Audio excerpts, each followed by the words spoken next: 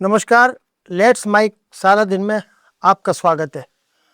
हम इस कार्यक्रम में चर्चा करते हैं देश दुनिया की महत्वपूर्ण खबरों पर, उनका विश्लेषण करते हैं, पोस्टमार्टम करते हैं कि खबर के पीछे की खबर क्या है। आखिर पिछले 3-4 दिन देश दुनिया में चर्चा रही खबरों की। ट्रंप पुतिन शिखर वार्ता, 15 अगस्त जन्माष्टमी, टैरिफ की भी चर्चा हुई, बीच बीच में जीएसटी के 2 स्लैब घटेंगे, इसकी भी चर्चा हुई। लेकिन इन 3-4 दिन के गहमा गहमी के माहौल में, स्वाधीनता दिवस और जन्माष्टमी की धूम में, एक खबर है जो बहुत दब गई, लोगों को पता नहीं चल पाई। खबर हालांकि बहुत छोटी है, बहुत कम लोगों से जुड़ी हुई है, लेकिन राजनीतिक असर उसका बहुत व्यापक है। जी हां, बात दिल्ली के कॉन्स्टिट्यूशनल क्लब के चुनाव की। मित्रों, आपके दिमाग में यह सवाल आ रहा होगा कि क्लब के चुनाव की चर्चा सारा दिन कार्यक्रम में क्यों? वो क्लब जिसके सिर्फ 1200 वोट है, 800, 850, 750, 800 करीब सांसदों के और 400 करीब पूर्व सांसदों के, दिल्ली के लुटियंस इलाके में स्थित ये क्लब पिछले लंबे समय से काम कर रहा है। चुनाव भी होते हैं इसमें, लेकिन कभी चुनाव की इस तरह खबर नहीं बनी जिस तरह की आज हम चर्चा कर रहे हैं। अखबारों में भी इस खबर को उतना स्थान नहीं मिला जितना राजनीतिक दृष्टि से मिलना चाहिए था।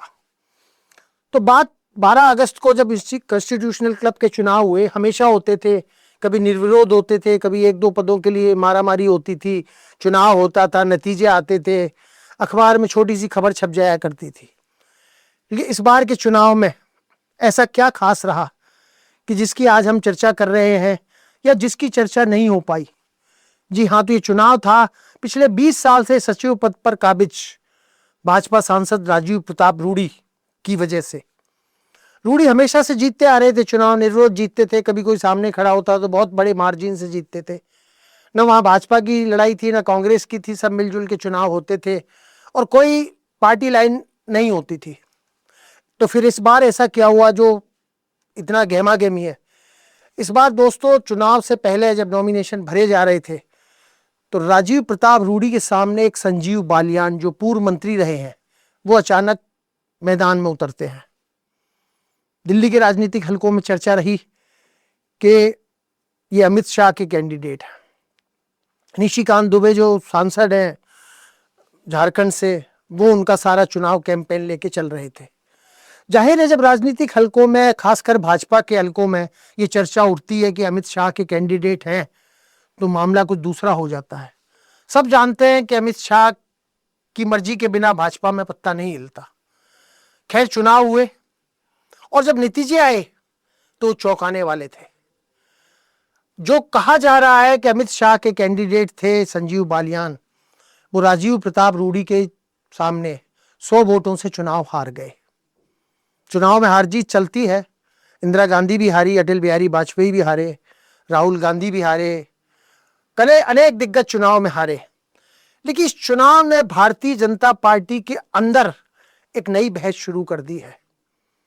सवाल जब रिजल्ट आए तब बहुत से लोगों ने यह उत्सुकता जताई कि क्या यह चुनाव कॉन्स्टिट्यूशनल क्लब का भाजपा बनाम भाजपा है, यानी राजीव प्रताप रूडी भी भाजपा के सांसद और संजीव बालियान भी भाजपा के।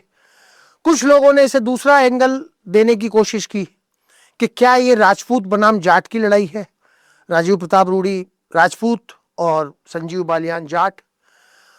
बहुत से तबकों में अलग अलग बातें चली, लेकिन जब इसके नतीजे आए और 102 वोटों से हारे, तो जो राजनीतिक विश्लेषक है उन्होंने इसका जब विश्लेषण किया तो उन्होंने एक नई चीज निकाली कि बोले ये लड़ाई न भाजपा बनाम भाजपा की थी, न राजपूत बनाम जाट थी, ये बनाम लड़ाई थी हमारे बनाम अपने की। राजीव प्रताप रूडी भाजपा के होंगे, लेकिन वो सबके कैंडिडेट थे। यहां अपने का मतलब है कि जो भाजपा में कुछ लोगों की चलती है, या ये कहा जा रहा है कि अमित शाह के कैंडिडेट थे, तो अमित शाह को लगा होगा या उनके समर्थकों को लगा होगा कि इस पद पे भी अपना कब्जा किया जाए। तो चुनाव, पहली बार ऐसा हुआ चुनाव जिसमें अमित शाह और जेपी नड्डा भी वोट डालने आए। सोनिया गांधी और मल्लिकार्जुन खड़गे, 82 साल के मल्लिकार्जुन खड़गे, वो भी वोट देने आए। हिमाचल प्रदेश के राज्यपाल शिव प्रताप शुक्ला पूर्व सांसद के नाते वो भी वोटर थे, वो भी वोट देने आए। तो इतना गहमा गर्मी का वोट जो था, इलेक्शन था, वो इस बार हुआ कि लोगों की आंखें खुलनी थी। ये लगा कि क्या भारतीय जनता पार्टी में शाह, अमित शाह, जिनके बिना पत्ता नहीं हिलता, क्या उनको चुनौती दी जा रही है? और जब नतीजे आए तो ये सवाल भी उठने लगे कि क्या ये शाह के जो दबदबा है पार्टी के अंदर, उसको एक चुनौती है? जितने मुंह उतनी बातें राजनीति में। लेकिन ये बड़ा सवाल है जो कि चुनाव में अगर संजीव बालियान उतरे तो ये जानते हुए कि राजीव प्रताप रूडी इतने मजबूत कैंडिडेट हैं, 20 साल से जीत रहे हैं, वो उनको टक्कर देना आसान नहीं है। फिर भी वो जीते तो किसी के इशारे पर लड़े होंगे निश्चित रूप से। तो भारतीय जनता पार्टी के अंदर चुनाव नतीजों को भले ही 5 दिन हो गए हैं, लेकिन सवाल उठने लग गया है, क्या चाणक्य नीति फेल हो रही है? जी हाँ, वही चाणक्य नीति जिसके बारे में कहा जाता है कि अमित शाह भारतीय जनता पार्टी में चुनाव रणनीति के ऐसे रणनीतिकार हैं जिन्होंने असम में भी अपनी सरकार बनाई, फिर उड़ीसा में भी बनवाई, फिर त्रिपुरा में भी सरकार बनी, हरियाणा में भी बनी, कई जगह सरकारें जहां भारतीय जनता पार्टी की नहीं होती थी वहां सरकारें बनी। और सबसे खास बात कि इस चुनाव को जब सोनिया गांधी और मल्लिकार्जुन खड़गे वोट देने आए तो ये रंग दिया गया कि ये चुनाव कांग्रेस बनाम भाजपा का है, क्योंकि सोनिया गांधी और मल्लिकार्जुन खड़गे ने राजीव प्रताप रूडी को वोट दिया। सीक्रेट बैलेट था, किसने किसको वोट दिया कहा नहीं जा सकता। लेकिन उत्सुकता इस बात को लेकर होती है कि 2005 और 2010 में राजीव प्रताप रूडी को कांग्रेस के जयप्रकाश अग्रवाल ने टक्कर दी थी सचिव पद के लिए। तब सोनिया गांधी वोट डालने नहीं गई। कांग्रेस की सरकार थी उस समय, और कांग्रेस के सांसद, कांग्रेस के पूर्व सांसद जयप्रकाश अग्रवाल चुनाव लड़े और कांग्रेस के कई मंत्री और वो वोट डालने नहीं गए। तो इस बार जब सोनिया गांधी और मल्लिकार्जुन खड़गे गए तो लोगों के मन में एक सवाल उठा कि क्या जो सोनिया गांधी कभी वोट डालने नहीं आई, या इस बार क्यों आई? क्या वो भी भारतीय जनता पार्टी के भीतर जो अंदरूनी राजनीति है, जो अमित शाह के कैंडिडेट माने जा रहे थे संजीव बालियान, क्या कांग्रेस उनको हराना चाहती थी? नतीजे आए, किसने किसको वोट दिया ये पता नहीं चलता, लेकिन इस खबर का पोस्टमार्टम, इस नतीजे का पोस्टमार्टम लंबे समय तक होगा। ये चुनाव छोटा बड़ा भले हो, लेकिन बड़े संदेश देके गया है। संदेश समझने वाला होना चाहिए। सबसे बड़ा सवाल, सबसे बड़ा संदेश भारतीय जनता पार्टी के लिए कि क्या भारतीय जनता पार्टी में सब कुछ ठीक चल रहा है? अगर दोनों भारतीय जनता पार्टी के थे, भारतीय जनता पार्टी कह सकती है कि ये चुनाव चिन्ह पे नहीं लड़ा गया, भारतीय जनता पार्टी ने किसी को टिकट नहीं दिया। लेकिन राजनीति में बहुत सी बातें जो कही जाती हैं वो होती नहीं, जो होती हैं वो कही नहीं जाती, जो दिखती हैं वो सच नहीं होती, और जो सच होती हैं वो कभी दिखती नहीं है। तो निश्चित रूप से संजीव बालियान जो खड़े हुए उसके पीछे अमित शाह, उनके समर्थकों का हाथ है, उनका इशारा था, उनका समर्थन था। इस बात से दिल्ली के राजनीतिक हलकों में, लुटियन जोन्स में कोई भी इनकार नहीं कर रहा। तो सवाल यह कि क्या भारतीय जनता पार्टी इस जो हार है, मैंने फिर कहा चुनाव छोटा था, संदेश बड़ा। संदेश बड़ा ये कि क्या भारतीय जनता पार्टी में जो एक वर्ग ये कहता है कि आंतरिक लोकतंत्र की प्रथा खत्म हो रही है, वो वर्ग ये कहता है कि ये चुनाव भाजपा बनाम भाजपा नहीं था, ये चुनाव राजपूत बनाम कांग्रेस नहीं था, ये चुनाव भाजपा बनाम कांग्रेस भी नहीं था, ये चुनाव था भारतीय जनता पार्टी में आंतरिक लोकतंत्र का समर्थन करने वाले और कुछ लोग जो फैसले थोपने वाले हैं। तो फैसला थोपने वालों और आंतरिक लोकतंत्र के बीच लड़ाई का वो वर्ग दावा करता है।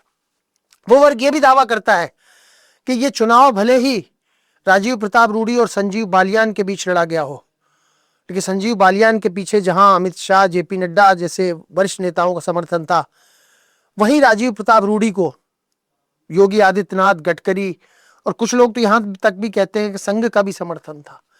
मुझे विश्वास नहीं होता कि संघ कॉन्स्टिट्यूशनल क्लब के एक चुनाव में भाग लेगा या उसमें समर्थन करेगा या पर्दे के पीछे किसी को वोट दिलाने की अपील करेगा। लेकिन सवाल उठता है कि संघ भी भारतीय जनता पार्टी के में लिए जा रहे कई फैसलों से खुश नहीं है। बहुत सी बात उठती है और सवाल ये उठता है कि ये जो सारी लड़ाई है, ये जो बादशाहत है, ये जो कॉन्स्टिट्यूशनल क्लब के चुनाव में सह और मात का खेल हुआ, ये क्या है? अधिकांश लोग मानते हैं कि ये लड़ाई मोदी के बाद कौन की लड़ाई है। नरेंद्र मोदी जब तक पद पर हैं, उनके पद पर उनको चुनौती देने का न संघ कभी सोच सकता है, न भारतीय जनता पार्टी के नेता, चाहे राजनाथ हो, चाहे गडकरी हो या राजीव प्रताप रूडी जैसे लोग हों। लेकिन ये लड़ाई है मोदी के बाद भाजपा की कमान कौन संभालेगा।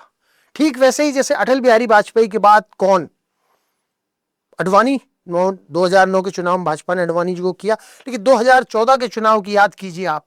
अडवाणी जी फिर से प्रधानमंत्री पद के दावेदार बनना चाहते थे, लेकिन कार्यकर्ताओं का और संघ का समर्थन नरेंद्र मोदी के साथ था। नरेंद्र मोदी आए और चुनाव जीते भी। ठीक इसी तरह की लड़ाई जो ये कॉन्स्टिट्यूशनल क्लब के चुनाव में बहुत सरसरी तौर पर सामने आई है, लेकिन पर्दे के पीछे भारतीय जनता पार्टी में कई समीकरण बन रहे हैं। और इस चुनावी फैसले के बाद इस जो कॉन्स्टिट्यूशनल क्लब के चुनाव मैंने कहा भले ही छोटा है लेकिन संदेश बड़ा है, उसमें फिर कई चीजें निकल कर आएंगी। और अब चुनाव जब खत्म हो गया, नतीजे आ गए, उसकी गूंज 4-5 दिन सुनाई देने लगी, उसके बाद ये भारतीय जनता पार्टी में जो दूसरा खेमा ये सवाल उठा रहा है कि क्या भारतीय जनता पार्टी में फिर अब आंतरिक लोकतंत्र होगा। आंतरिक लोकतंत्र का मतलब कि किसी को भी टिकट देना है, किसी को हटाना है, किसी को बनाना है, अध्यक्ष बनाना है, मुख्यमंत्री, क्या उसमें सबकी राय चलेगी। अब ये चीजें सुगबुगाहट होने लगी है संघ के खेमों की तरफ से भी कि धीरे धीरे करके भारतीय जनता पार्टी में एक विचारधारा या एक तबके के लोगों को किनारे किया जा रहा है। वो लोग जिनका राज्यों में आधार रहा, वो चाहे BS येडियुरप्पा कर्नाटक में रहे हों, चाहे शिवराज सिंह चौहान मध्य प्रदेश में रहे हों, चाहे रमन सिंह छत्तीसगढ़ में रहे हों, चाहे वसुंधरा राजे राजस्थान में रही हों, सबको धीरे धीरे किनारे किया गया। जो आंतरिक लोकतंत्र के समर्थक हैं वो सवाल ये भी उठाते हैं कि इन लोगों को जब नजरअंदाज किया गया कि शिवराज सिंह चौहान वसुंधरा राजे को मुख्यमंत्री नहीं बनाया जाएगा, ये फैसला किसने लिया। और मोहन यादव, भजनलाल शर्मा और विष्णुदेव साय को मुख्यमंत्री बनाया जाएगा, इसका फैसला किसने लिया। क्या पार्लियामेंट्री बोर्ड की बैठक हुई? ये पर्ची कहां से आई? जब राजनीति है तो राजनीति में पर्दे के सामने, पर्दे के पीछे से कई सवाल उठना स्वाभाविक है। आज ये चर्चा इसलिए कि भारतीय जनता पार्टी में 2014 से लेकर आज तक मोदी और शाह की जोड़ी को एक ऐसी जोड़ी माना जाता है जो चुनाव जिताने में एक्सपर्ट है।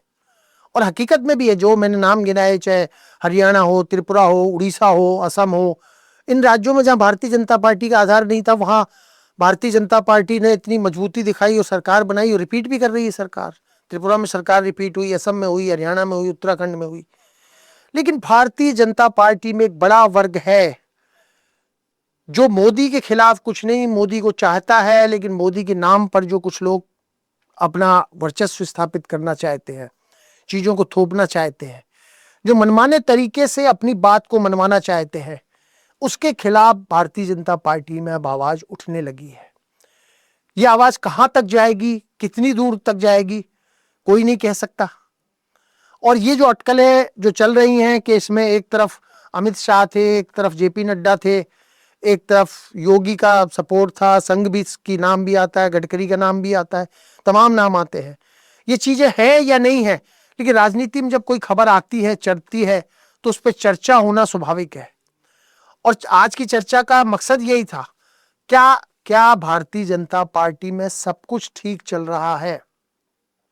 ये जो हार है, भारतीय जनता पार्टी अपने तरीके से इसका विश्लेषण करेगी और करने की जरूरत भी नहीं है। मैंने पहले कहा, क्योंकि भारतीय जनता पार्टी के चिन्ह पे कोई नहीं लड़े थे, कोई सपोर्ट नहीं था, कोई ऑफिशियल उनका नॉमिनेशन नहीं था।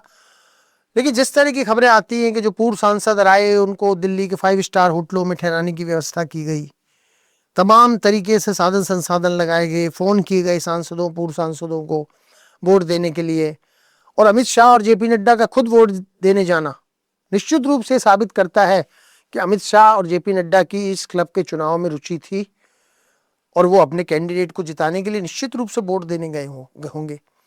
वोट कोई भी हो, पार्षद का हो, विधायक का हो, सांसद का हो, क्लब का हो, आप अगर वोटर हैं तो उसमें वोट देने जाना चाहिए। लेकिन इससे पहले भी ये चुनाव हुए, यहाँ पे कई बार मुकाबले हुए, लेकिन उस चुनाव को इतना गंभीरता से किसी ने नहीं लिया। तो फिर ये आज भारतीय जनता पार्टी की जो बातें आ रही हैं, दिल्ली के लुधियाना इलाके में बहुत आम चर्चा है, राजस्थान और मध्य प्रदेश के जो भाजपा के सर्किल है इस खबर को लेकर बहुत चर्चा है कि राजीव प्रताप रूडी आखिर क्यों कैसे जीते, क्या वो राजीव प्रताप रूडी की जीत है। कई लोग इसको देख रहे हैं कि राजीव प्रताप रूडी की जीत को बड़ा माना जाए या संजीव बालियान की हार को। तो भाजपा के अंदर के लोग ही कहते हैं कि संजीव बालियान की जो हार है वो बड़ी है, राजीव प्रताप रूडी तो हर बार जीतते थे, उनके पीछे इतने बड़े नेता का हाथ होने के बावजूद वो चुनाव हार गए। तो खैर, जैसा मैंने कहा कि चुनाव छोटा था, संदेश बड़ा है। क्या इस बड़े संदेश को भारतीय जनता पार्टी समझने का प्रयास करेगी? क्या थोपने की जो परंपरा है बिना विचार विमर्श आंतरिक लोकतंत्र के नाम पर, उस पर पार्टी को फिर से जीवित किया जाएगा? बाकायदा जो भी फैसले होंगे संसदीय बोर्ड में होंगे, पर्ची सिस्टम नहीं चलेगा, और जो योग्य लोग हैं जिनका जनाधार है, क्या उनको फिर से भाजपा की मुख्य धारा में लाकर उनको बैठाया जाएगा? क्योंकि ये जो सवाल जो लोग उठाते हैं वो उदाहरण देते हैं इंदिरा गांधी के काल का, कि एक दौर में इंदिरा गांधी भी इतनी सशक्त हो गई थी और जब उन्होंने आपातकाल लगाने का फैसला किया तो बहुत से लोगों ने सलाह दी थी कि फैसला आपका उचित नहीं है, लेकिन उनके जो सलाहकार थे उन्होंने उस बात को मनवाया और फिर इंदिरा गांधी को हार का सामना करना पड़ा। और वही जो लोग विरोध करते थे, वो जब जनता पार्टी बनी इमरजेंसी के बाद, चंद्रशेखर हो, जगजीवन राम हो, मोहन धारिया, कृष्णकांत, कई लोग पार्टी छोड़ के आए। तो भारतीय जनता पार्टी में भी उस तरह की शुरुआत नहीं है, ना कोई मोदी का विरोध कर रहा है। लेकिन मैंने पहले जैसा कहा कि ये लड़ाई है मोदी के बाद कौन। मोदी जब राजनीति से रिटायर होंगे अटल जी की तरह, तो क्या आडवाणी और मोदी में जिस तरह का संघर्ष नहीं कहूंगा, मैं फिर कह रहा हूं, लेकिन खेमेबंदी जरूर हुई थी। आडवाणी जी ने ब्लॉग लिखा था, आपको ध्यान होगा। आडवाणी जी भाजपा की कार्यकारिणी जहां पे मोदी जी का नाम डिक्लेयर किया गया वहां नहीं गए थे। उनके कई समर्थक, शांता कुमार, यशवंत सिन्हा, उन्होंने भी बायकाट किया था। तो मैं फिर कह रहा हूं कि ये लड़ाई, ये संघर्ष मोदी के बाद कौन हो, योगी या कोई और, या अमित शाह और योगी आमने सामने होंगे? क्योंकि निश्चित रूप से मोदी के बाद आज भारतीय जनता पार्टी की राजनीति में अमित शाह एक बड़ा चेहरा है, रणनीतिकार है। लेकिन ये बात भी सही है कि योगी आदित्यनाथ आज लोकप्रिय हैं। लोकप्रियता के मामले में मोदी के बाद उनकी है, अमित शाह से भारी पड़ते हैं। तो दिल्ली के कॉन्स्टिट्यूशनल क्लब की जो चुनाव की कहानी आज बताई, उसका सार यही है कि चुनाव छोटा था लेकिन संदेश बड़ा है। जरूरत यह है कि क्या बड़े संदेश को भारतीय जनता पार्टी समझेगी और सभी कार्यकर्ताओं को, सभी को लेके हमारे अपने की जगह, हमारे अपने मतलब मेरे 4-5-7 लोग, अपने की जगह हमारे जो भी विचार परिवार है उसको साथ लेके चलने का प्रयास करेगी या कोशिश करेगी। निश्चित रूप से ये आने वाले दिनों में देखने को मिलेगा जब और कुछ इस तरह के फैसले होंगे। क्या इस क्लब के चुनाव की छाया भारतीय जनता पार्टी के आगे आने वाले फैसलों में दिखाई पड़ती है? तब तक के लिए इंतजार। धन्यवाद। आप सुन रहे थे let's make more than radio. Follow कीजिए हमें हमारे सोशल मीडिया प्लेटफॉर्म्स पर। It's time for news. It's time for more than radio. Presenting the first radio news app, Let's Mic. Let's Mic, a news-based app on your phone where you get to watch and listen news, talk shows, interviews, radio show podcasts. On Let's Mic, you get all relevant information of TV, print, radio, podcast, and digital. Let's Mic talks about every segment of life.